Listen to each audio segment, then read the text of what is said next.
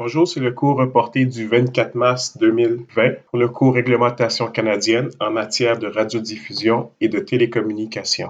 Aujourd'hui, on va parler des renseignements, de la surveillance et du contrôle de l'information.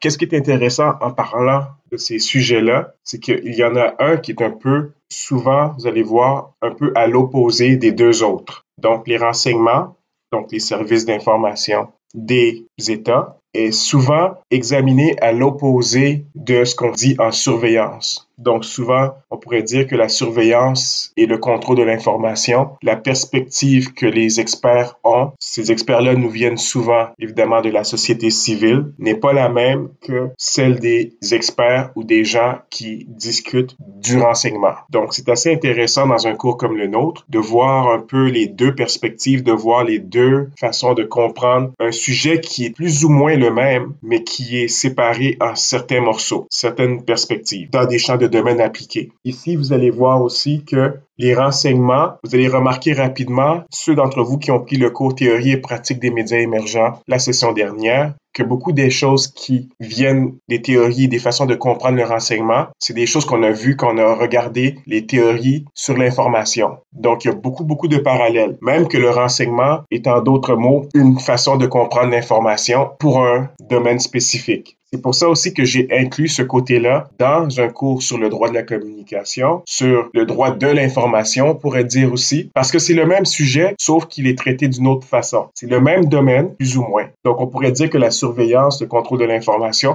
regarde plus les effets du domaine des renseignements sur les sociétés civiles. En même temps, les renseignements, vous allez le remarquer rapidement, il y a beaucoup des sujets qui vont nous ramener à ce qu'on a vu sur l'accès légal et le libre accès la semaine passée. Donc, encore une fois, c'est ce sujet-là, ce cours-là, toutes les choses ont rapport une dans l'autre. Donc, les questions qu'on a sur l'accès légal, sur la vie privée, la confidentialité, c'est des questions qui nous reviennent quand on parle de la surveillance, du contrôle de l'information et des renseignements. Donc, il faut vraiment avoir une approche holistique, une grande perspective de voir que tous ces sujets-là sont tous reliés un à l'autre. Je vais vous demander de regarder la vidéo sur le Social and Surveillance Network qui est en lien en dessous sur une autre page sur YouTube. Et ensuite, vous allez regarder le court clip de recrutement sur les agents de filature au SCRS. C'est pas parce que je veux essayer de vous faire recruter par cette agence-là, pas du tout. C'est juste pour vous donner une espèce de perspective du genre de choses qu'ils font. Pourquoi est-ce qu'on a des services de renseignement dans tous les États? Maintenant, les services de renseignement, il y en a au Canada, il y en a en France, il y en a aux États-Unis, il y en a un peu partout, au Royaume-Uni. Il y a une blague qui est souvent dite que les services de renseignement, ou plutôt, on pourrait dire les espions, pour utiliser le langage populaire, c'est le deuxième plus vieux métier au monde. Donc ici, ce que j'ai représenté, c'est The Black Widow, la veuve noire. Vous la connaissez tous. Son film était supposé sortir cet été à cause de la pandémie. Il va sortir plus tard. Pourquoi le Black Widow? C'est une espionne d'origine russe, de la BD, très populaire, très connue dans Marvel Comics, ainsi de suite. Et elle représente souvent la perspective qu'on a du travail des services de renseignement. Et ce qu'on va regarder aujourd'hui, c'est que ça n'a rien à voir avec la réalité. C'est vraiment une sorte d'exagération, évidemment, mais c'est sûr que dans le cas de Black Widow, c'est une exagération énorme puisque c'est un film d'action, c'est un film un peu de science-fiction, c'est un film de super-héros, donc c'est sûr que ça dépasse la réalité. Mais on va regarder un peu les pratiques, on va regarder comment le renseignement fonctionne un peu plus. Je ne vais pas aller dans les détails du renseignement dans chaque pays, au Canada et aux États-Unis. Il n'y a pas assez de temps dans le cours pour faire ces choses-là. Si on avait les travaux de recherche, c'est le genre de sujet que je vous aurais encouragé d'explorer. Mais pour l'instant, on va s'en tenir un peu à la théorie, aux grandes lignes pour comprendre en général comment ça fonctionne. Évidemment, la vidéo du SCRS, c'est pas pour vous faire recruter. Ils sont partout en général. Vous n'avez pas besoin de moi pour vous conscientiser qu'ils existent. Dans n'importe quelle foire, vous allez les trouver. Ils sont souvent dans les universités, dans les foires de recrutement. C'est juste pour vous montrer un peu la dimension canadienne des services de renseignement. Les choses que vous allez voir dans la vidéo du SCRS, C'est pas tout à fait ce qu'on va regarder aujourd'hui. Nous, on va regarder plus le côté renseignement, le côté collecte d'informations. C'est ce qui nous intéresse puisque les renseignements font partie de ce qu'on regarde dans l'économie de l'information. Donc, c'est plus ces parallèles-là qui m'intéressent moi dans le cours que les services de filature, ainsi de suite. C'est pas d'intérêt pour moi. Ce qui m'intéresse plus, c'est de voir comment est-ce que une partie de la société continue d'évoluer dans l'économie d'information. Donc, il y a eu des changements sur les renseignements. Les renseignements sont, comme je l'ai dit, c'est le deuxième plus vieux métier du monde. Mais comment est-ce que cela s'exprime dans une société où l'information, les communications sont omniprésentes? C'est plus ces choses-là qui m'intéressent. Et c'est plus qu'il y a un rapport avec un cours comme sur le droit des communications que de regarder des choses comme la filature. Les renseignements existent depuis très longtemps, comme on le voit ici sur la diapositive. Sun Tzu, que vous connaissez tous, on en a parlé souvent dans plusieurs de nos cours, lui prônait l'utilisation d'espions dans la guerre. Il disait même souvent que au lieu d'utiliser la force, on devrait influencer l'ennemi, les gens qui nous opposent, on devrait les influencer, mais pour les influencer, il faut avoir le plus d'informations sur qu'est-ce qui les motive. Il faut aussi se connaître soi-même, mais il faut connaître l'ennemi. Il faut les connaître très bien pour être capable de les orienter, de les influencer dans une direction ou une autre. On pourrait dire que c'est la fonction des renseignements aujourd'hui. C'est la même chose qui se fait à une autre échelle, évidemment, mais c'est la même chose qui continue. Ce qui est important maintenant, je vais vous demander de réfléchir à la place du domaine des renseignements dans nos sociétés. Évidemment, en classe, on aurait pu avoir un débat là-dessus. Ici, je vais vous demander quand même de réfléchir individuellement à la place que ce secteur d'activité occupe dans nos sociétés. Souvent, vous allez voir, peut-être certains de vos professeurs vont être contre le fait que ça existe complètement. On ne peut pas s'en échapper. C'est un service qui est essentiel au fonctionnement d'un État moderne, tout un État postmoderne, je devrais dire. C'est un service qui est essentiel. Il faut qu'il y ait des renseignements. Il y a la sécurité d'un pays, ça fait partie de notre sécurité. De la même façon qu'on a des militaires qui protègent d'un côté physique la sécurité, il faut aussi sauver le côté informationnel. Il faut savoir qu'est-ce qui se passe chez nos voisins, chez nos opposants, chez nos ennemis, pour être capable de bien être informé et de prendre les meilleures décisions possibles. Souvent, vous allez voir les problèmes qui viennent, et ça, on va le voir quand on va regarder la surveillance et le contrôle de l'information. C'est l'utilisation que certaines personnes pensent est un peu plus excessive des pouvoirs des services de renseignement. C'est souvent là-dessus qu'il y a une critique qui vient. Mais je crois en général que les gens peuvent comprendre, les experts qui ne sont pas tout à fait des supporters des services de renseignement, vont tout de même avouer qu'il y a une place pour ces services-là dans nos sociétés. C'est ce que la vidéo du SCRS nous a démontré. C'est qu'il y a une place pour ces services-là dans nos sociétés. Il y a une utilité. Mais il faut toujours garder un esprit critique. Donc, je vais vous demander de réfléchir. Vous êtes capable. On a fait beaucoup de cours. On a réfléchi à toutes sortes de questions. Vous êtes capable maintenant, sans qu'on ait une discussion ensemble, je vais vous demander de réfléchir, de toujours garder en tête la place de ces services-là dans nos sociétés.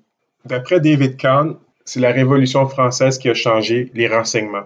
Il y a le phénomène qu'on appelle la levée en masse. La levée en masse, c'est la bureaucratisation du recrutement de soldats français pour constituer la plus grosse armée à l'époque au monde.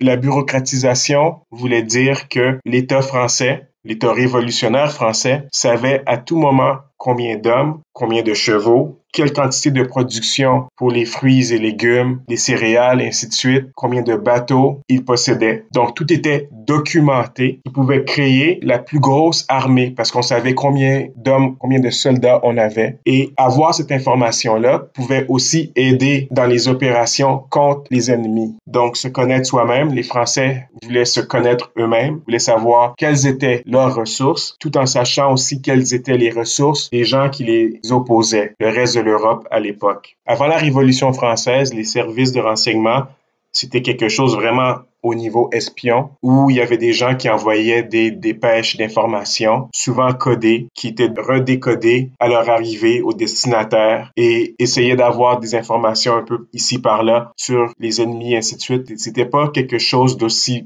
bien organisé, d'aussi sérieux. C'était pas un service complet de l'État, comme cela est devenu durant la Révolution française. Quand on nous parle des deux formes de renseignement qui se sont distinguées durant la Révolution française, il y avait le renseignement physique. Le renseignement physique est ce qui existait tout le temps. c'était l'information sur l'ennemi, le nombre de troupes, le nombre de canons, le nombre de chevaux, la configuration de la cavalerie, l'endroit qui était occupé par les troupes adverses, une colline, une vallée, ainsi de suite. Ensuite, il oppose cela à ce qu'il appelle le renseignement verbal, les renseignements qui se préoccupent des documents, qui se préoccupent des informations, des secrets d'État qui sont échangés entre les dirigeants et les états-majors des ennemis. Dans la version que j'appellerais moderne ou industrielle du renseignement, on peut déjà commencer à faire un parallèle entre l'information et le renseignement. Mais on va aller un peu plus loin. Encore une fois, on se rappelle du cours théorie et pratique des médias émergents, où on a regardé les théories de l'information. Vous vous souviendrez qu'on a regardé deux formes d'information, donc l'information environnementale ou intrinsèque et l'information sémantique. On peut faire un parallèle ici entre l'information environnementale et le renseignement physique. On se souvient que l'information environnementale est l'information sur les données brutes qui circulent dans notre environnement. Le son, la lumière, les sensations tactiles, les odeurs, ce qu'on peut regarder, et ainsi de suite. Le renseignement physique, si on prend nos théories, s'aligne très bien sur ce qu'on appelle l'information environnementale. C'est la même chose avec l'information sémantique versus le renseignement verbal. Donc, pour Kahn, le renseignement verbal est un renseignement qui est codifié, qui est quelque chose comme un message, quelque chose qu'on doit lire, qu'on doit interpréter. C'est la même chose que l'information sémantique qui, elle, est codifiée. C'est ce qu'on peut lire, c'est ce qu'on peut chanter, c'est ce qu'on peut regarder comme une image, lire comme un document. Donc, on voit ici tout de suite les parallèles entre l'information et le renseignement. Vous vous souvenez, ce qui vient après l'information, c'est la connaissance et, dans les cas spécifiques, le savoir. Eh bien, ici, on a encore un autre parallèle entre le renseignement lui-même et la connaissance. Donc, le renseignement, ce n'est pas seulement qu'une information, c'est une information sur une information. C'est la même chose ici avec la connaissance, qui, elle, est une information sur une information. La particularité du renseignement, c'est que c'est une forme de connaissance qui est secrète. En d'autres mots, on peut appeler le renseignement le secret. Essayer de trouver ce qui est secret, ce qui est caché, ce qui est dissimulé. C'est ce qu'on appelle le renseignement. Donc, vous voyez qu'il y a beaucoup de parallèles entre l'information et le renseignement. C'est ce qui nous permet de faire une analyse plus poussée dans le cadre de l'économie de l'information. Pour comprendre que les renseignements sont une conséquence de la bureaucratisation des États, ce qui a amené les États vers des États modernes et ensuite vers des États postmodernes où l'information et savoir qu'est-ce qui se passe dans le pays est très important en tout temps. Donc, les télécommunications, les médias, tout ça fait partie du même environnement qui donne lieu au renseignement aujourd'hui. Donc, on ne peut pas avoir des sociétés avec des journaux, avec de la télévision, Internet, et ne pas comprendre que l'État lui-même est constitué d'informations, comme nous le disait Sandra Brayman, qu'on a regardé plus tôt au début de la session. C'est comme ça qu'il faut comprendre le renseignement. Ça fait partie d'un mix. Donc, puisque l'État donne de l'information à sa population, comme ce qu'on regarde chaque jour maintenant, où le premier ministre, Justin Trudeau, informe les Canadiens sur la situation, sur la pandémie du COVID, et l'acte est répété par Doug Ford et Legault ici au Québec. Donc, il nous donne de l'information, mais eux aussi ont besoin d'informations pour pouvoir nous informer. Ils ont besoin d'informations sur la santé, sur l'éducation, sur l'économie, mais aussi sur notre sécurité. Donc, une partie de l'information que le premier ministre Justin Trudeau a lui provient des services de renseignement, dont c'est la mission d'informer le premier ministre de tout risque qui pourrait affecter le Canada. Souvent, dans les sociétés ouvertes, les démocraties, il va y avoir des critiques et même des craintes envers les services de renseignement. Et pourtant, les services de renseignement font partie de ce que sont nos sociétés actuelles. C'est pour ça que je ramène toujours ça à l'économie de l'information. Donc, s'il y a une économie de l'information du côté de la société civile, des entreprises, de l'éducation, eh bien, c'est normal que la bureaucratisation a forcé, ou plutôt encouragé, les gouvernements à faire la même chose. Ce qui a déclenché la bureaucratisation du renseignement était évidemment l'effort de guerre de la Première et la Deuxième Guerre. Il y avait les services de renseignement avant ça, mais ce qui a vraiment fait démarrer des constituantes dans les États qu'on va appeler postmodernes de services de renseignement constitués dans une économie de l'information, c'est vraiment les efforts de guerre où on devait savoir des choses sur nos ennemis. Souvent, on va regarder l'origine du renseignement sur ce qu'on appelle les briseurs de codes, donc les codes que les alliés et les opposants du côté allemand durant la Première et la Deuxième Guerre avaient entre eux. Donc, il y avait beaucoup d'informations codées, donc encryptées, qui devaient être interceptées par les opposants et qui essayaient de les décrypter pour être capables de savoir quel message était envoyé probablement de Berlin vers un sous-marin allemand dans l'océan Atlantique. Donc, on avait probablement des décrypteurs au Royaume-Uni qui essayaient, eux, de comprendre, de décoder les messages qui étaient cachés pour savoir quelle opération avait été suggérée. Donc, cette partie du renseignement a été très importante dans l'effort de guerre et du côté allemand et de leurs alliés et du côté des alliés Royaume-Uni, France, Canada, États-Unis. On pourrait dire que l'origine postmoderne du renseignement vient du décryptage, du décodage d'informations classées, secrètes. Dans les sociétés fermées après la Deuxième Guerre, donc on pourrait dire le bloc communiste, là aussi, il y avait une crainte du renseignement. Mais ici, c'est parce que les services de renseignement des pays du bloc de l'Est de l'Union soviétique souvent faisaient une collecte de renseignements sur leur propre population pour essayer de les contrôler. L'image qu'on a de l'espion dans la culture populaire, c'est souvent ce qui ressemble à Jason Bourne ou James Bond. Mais cette image-là, comme celui de Black Widow, n'est pas nécessairement la réalité. Ce qu'on appelle un espion est quelqu'un qui collecte de l'information. Il faut vraiment le voir de cette façon-là. C'est quelqu'un qui est sur un lieu, sur un territoire, dans un espace donné et dont la mission est de collecter de l'information. Ce qu'on voit avec Jason Bourne ou James Bond, c'est moins quelque chose qu'on appellerait de la collecte d'informations. Dans le cas de James Bond, souvent il y a de la collecte, on pourrait le dire, oui, mais ça fait plus partie de ce qu'on appellerait les opérations secrètes. Donc ça, c'est un autre secteur qui n'est pas celui de la collecte d'informations. Donc l'espion n'est pas nécessairement l'espèce d'assassin qu'on voit de la culture populaire. C'est pas tout à fait la même chose. C'est vraiment quelqu'un qui est dans un espace donné et qui va collecter de l'information. On pourrait dire que cette fonction-là est moins extravagante que ce qu'on voit au cinéma. L'aspect du renseignement qui nous intéresse le plus est ce qu'on appelle le cycle du renseignement. Qu'est-ce que le cycle du renseignement? Ce sont les étapes qui permettent de créer un produit de renseignement. On commence par la collecte, l'analyse, le traitement, qui inclut la classification du degré de secret du renseignement, et la dissémination envers les dirigeants et les états-majors. La première étape du cycle du renseignement, c'est la collecte des données brutes sur le terrain ou à partir d'autres outils techniques tels que des radars, des appareils photo, haute densité, des satellites ou sur le web. Il y a deux sortes de sources. Il y a ce qu'on appelle les sources fermées et secrètes.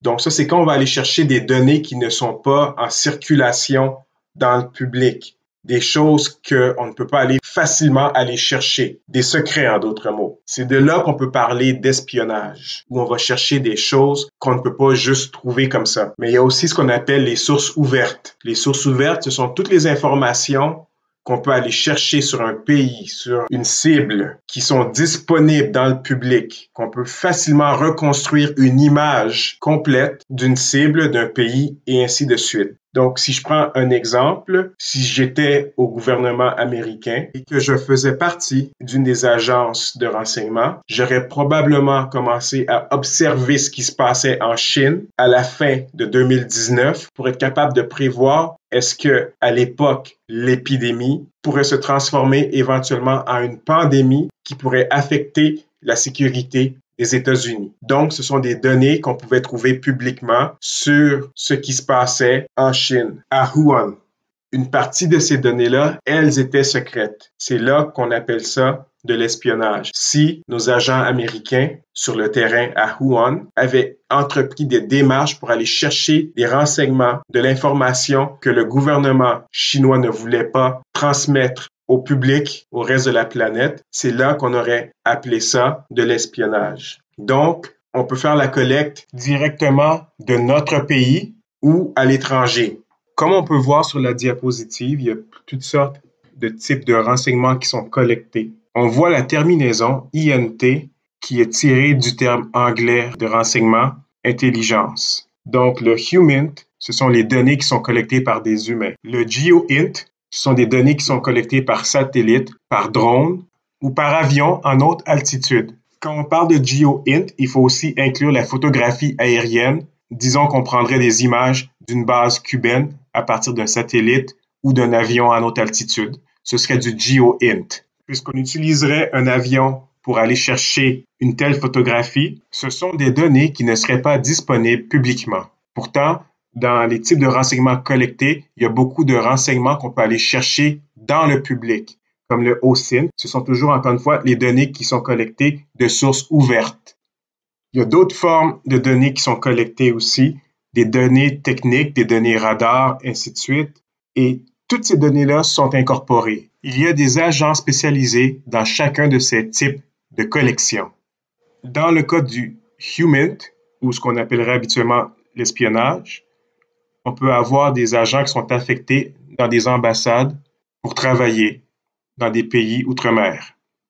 L'analyse, c'est l'étape où, une fois que les données ont été collectées et ramenées à l'agence, il y a des agents qui sont spécialisés dans chaque secteur qui vont se mettre à analyser les données. Donc, la source des données, comme je l'ai dit, elle vient de plusieurs sources différentes et eux, ils vont faire un seul narratif pour constituer ce qu'on appelle un produit de renseignement. Les experts qui travaillent sur chaque secteur, on pourrait avoir, par exemple, un secteur sur l'Amérique latine. Un autre secteur, si on est américain, on pourrait avoir un expert sur le Canada. Il pourrait avoir un expert sur la France. Il pourrait avoir un expert sur les pays asiatiques. Il pourrait avoir un expert sur l'Océanie. Il pourrait avoir un expert sur l'Inde, sur le Moyen-Orient. Il pourrait avoir des experts sur les pandémies. Il pourrait avoir des experts économiques et ainsi de suite. Donc, l'analyse va se faire par des experts par secteur.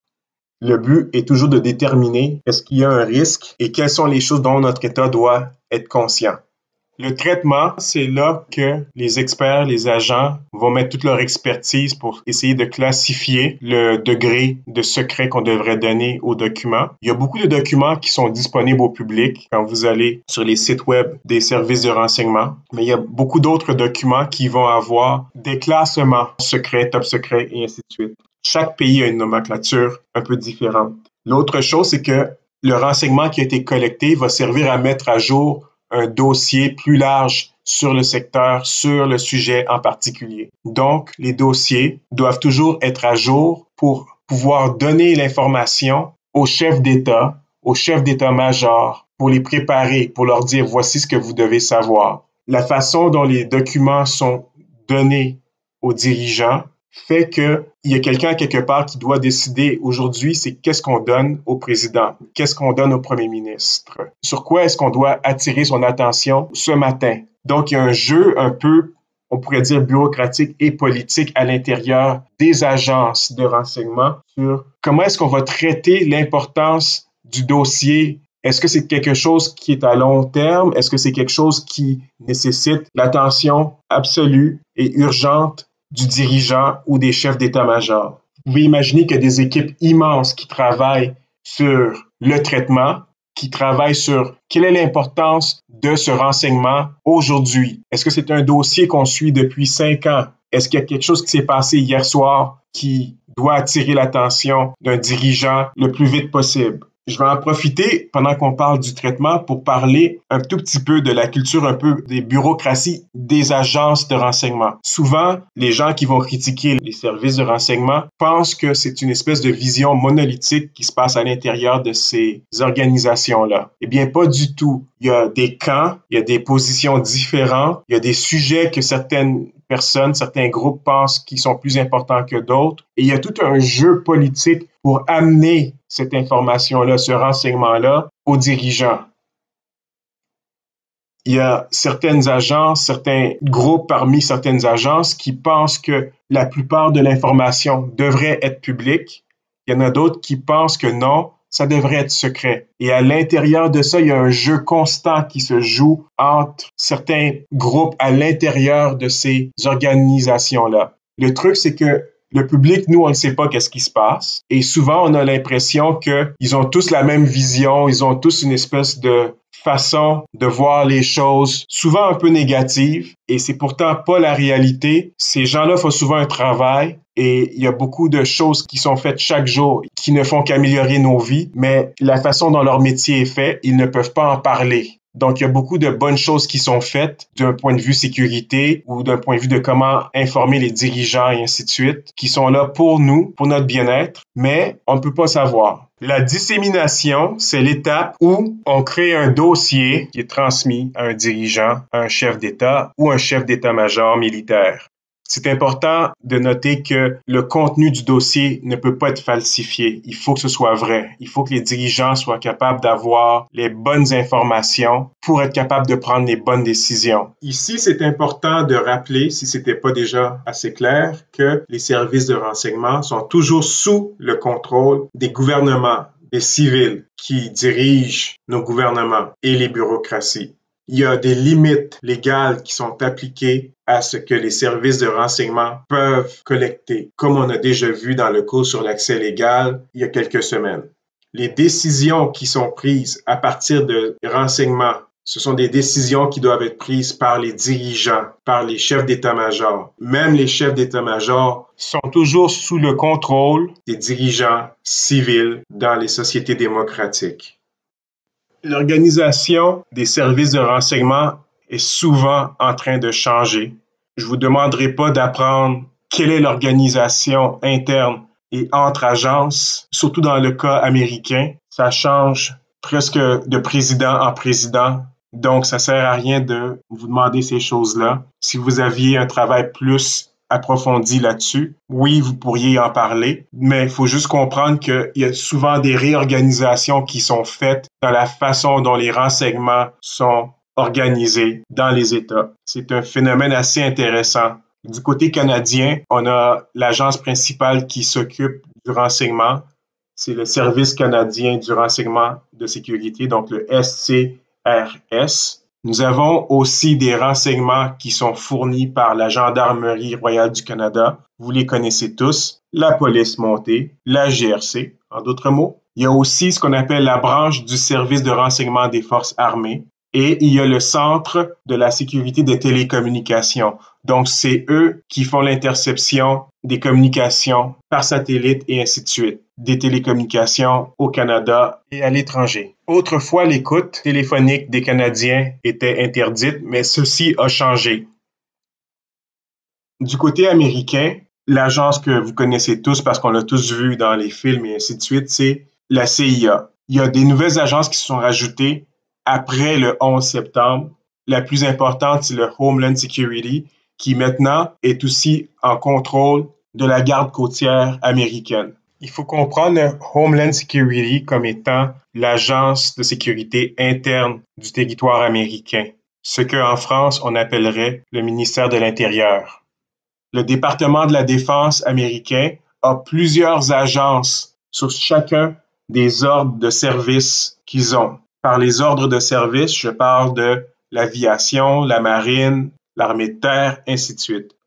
Un truc que j'aimerais mentionner, parce que vous allez souvent le voir dans la culture populaire, c'est souvent mélangé. Et ça, j'aimerais ça que vous vous en rappeliez. C'est qu'on parle souvent des services secrets. Les services secrets, ce n'est pas la nomenclature pour toutes les agences de renseignement aux États-Unis. Les services secrets font beaucoup de choses, mais spécifiquement, ce qu'ils font, c'est la protection du président américain, la protection de la famille du président américain, du vice-président et de personnes importantes aux États-Unis, dont les candidats à l'investiture à la présidence américaine. C'est vraiment un service spécialisé qui s'occupe de la protection de certains individus aux États-Unis. Certaines de ces agences peuvent fonctionner à l'extérieur de leur pays, certaines ne le peuvent pas. Certaines peuvent collecter des informations sur les citoyens, certaines ne peuvent pas. Donc souvent, les agences de renseignement vont travailler avec des agences de renseignement d'autres pays pour collecter des informations que eux ne peuvent collecter. Du point de vue canadien, nous faisons partie des Five Eyes, les 5 paires de yeux, qui incluent habituellement les États-Unis, le Royaume-Uni, l'Australie, la Nouvelle-Zélande et parfois la Norvège. Le contrôle des organismes de renseignement est fait de plusieurs façons dans les 2 pays. Au Canada, il y a ce qu'on appelle l'Office de surveillance des activités en matière de sécurité nationale et de renseignement. La particularité de cette nouvelle office est que maintenant, elle a le contrôle de toutes les agences qui font du renseignement au Canada. Ce n'était pas le cas avant juillet 2019. C'est en réponse aux critiques du public et des experts que le gouvernement Trudeau a décidé de réunir dans un seul comité le contrôle par des civils de toutes les agences canadiennes. Aux États-Unis, c'est un pouvoir qui est partagé entre l'exécutif, donc le président, et le législatif, donc le Congrès.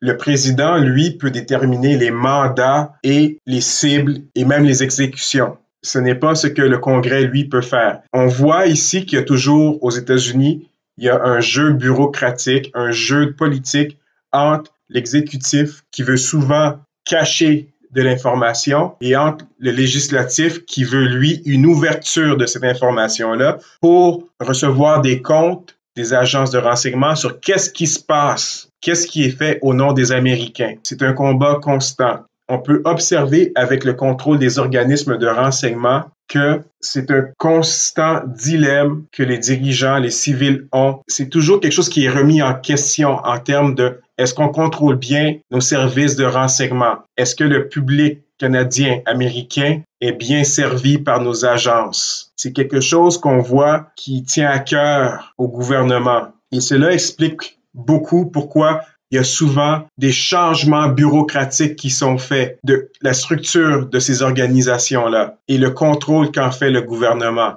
Donc, on voit ici que nos gouvernements répondent à des inquiétudes, à des attentes du public, des critiques envers le contrôle de ces agences. Donc, vous vous souvenez de la question de Watchmen que je posais dans un cours précédent sur le libre accès. Qui surveille les gardiens? Eh bien, c'est cette question-là qui revient constamment ici. On peut remarquer avec les gouvernements vis-à-vis les agences de renseignement. Je vais arrêter ici pour l'instant et la prochaine séance sera sur la surveillance et le contrôle de l'information qu'on peut entrevoir comme une sous-section de la surveillance. Évidemment, la surveillance est la contrepartie du renseignement d'un point de vue de la société civile qui se pose des questions sur comment est-ce que le gouvernement, l'État, collecte des informations sur nous. Est-ce qu'ils vont trop loin? Il y a aussi la surveillance à plusieurs autres niveaux qu'on va regarder aussi. Ce n'est pas seulement l'État qui fait de la surveillance. Il y a d'autres formes de surveillance qu'on va observer en détail.